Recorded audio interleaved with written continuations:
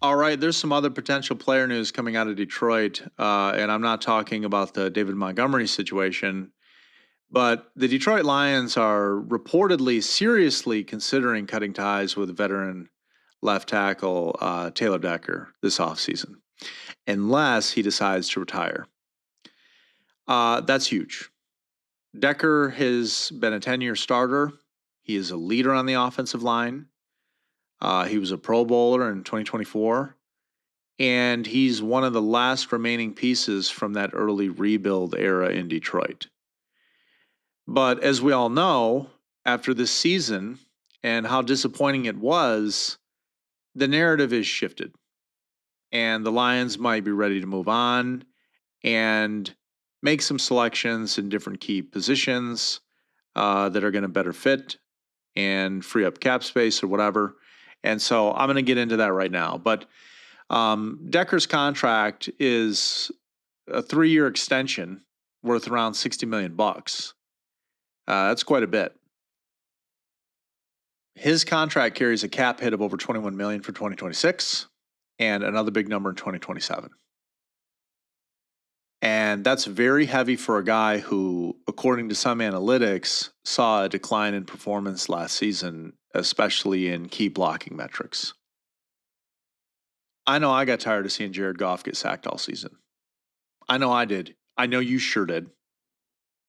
I mean, $60 million to Decker?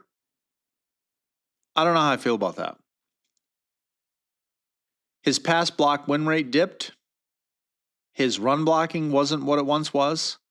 And the Lions notice those things when you're trying to build a championship level offense. So what's Detroit actually facing here? Because I think at the end of the day, that's the bottom line. So from a pure payroll perspective, the Lions are in the red by about $5 million under the 2026 cap. And I think that's why you hear some of these other rumors going on about Montgomery and other players. Cutting Decker with a post-June 1 designation could save them about $18.2 million in cap space in each of their next 2 seasons at the cost of roughly $3.1 million in dead cap each year.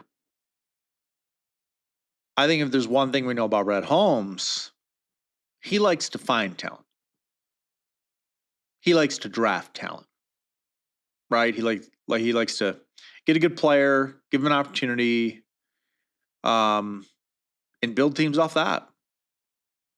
I haven't seen anything from Brad Holmes that says that he wants to give the farm to a player that's been there for years or was a star at one point. I haven't seen that from him at all.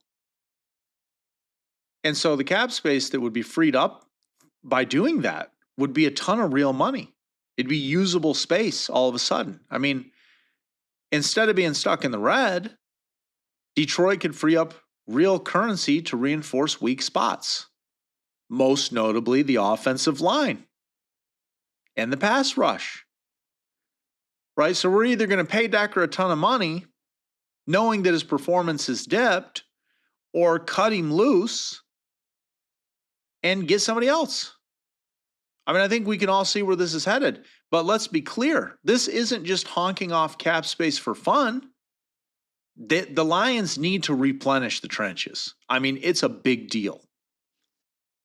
When the Lions were making their runs to the NFC championship game in previous seasons and playing well, I mean, that's all you would hear analysts talk about, is how they had the best offensive line in the country. Detroit's offensive line has taken some hits over the last couple seasons. I mean, they lost a guard like Kevin Zeitler in free agency. They've had rotating parts at center with Frank Ragnow's retirement. Then they were bringing him back, and then he couldn't pass a test and this and that. And seeing young guys take on bigger roles means you've got holes to fill. I don't love cutting Decker because he's part of the identity of this team. But it would also give the Lions the flexibility to invest that money where it truly matters. I mean, the way I feel about cutting Montgomery and the way I feel about cutting Decker are 2 totally different conversations. You know, Detroit has it's just a lot of money to pay a player for the offensive line given his performance. And we have other areas to fill. I mean, Detroit needs to keep the defense strong around Aiden Hutchinson.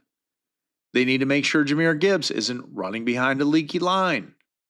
They want to add offensive tackles, guards, maybe even bring in another pass rusher. I mean, cutting Decker unlocks real options for the 2026 season. But I do want to talk about the emotions of this for a second, because this is where fans get torn. Taylor Decker isn't just some guy. He was a foundational piece for the Lions. He's a leader. He's a reliable veteran who embodied that grit that this team has built. I mean, cutting a decade-long Lion, it stings. That's like watching a chapter of this team's identity walk out the door. But the NFL, it doesn't deal in sentiment. It's business at the highest level, and the Lions are trying to keep building upward, not just tread water. And there is this retirement angle too, which would be a good thing, actually. Decker himself has admitted that he's considering retirement. Maybe he's feeling it too. Maybe he's aware that he's not the same guy that he was in previous seasons. And that actually gives Detroit a somewhat elegant out, if you would. I mean, if he retires, then that saves them the awkwardness of cutting a guy who's given a decade of effort to this franchise.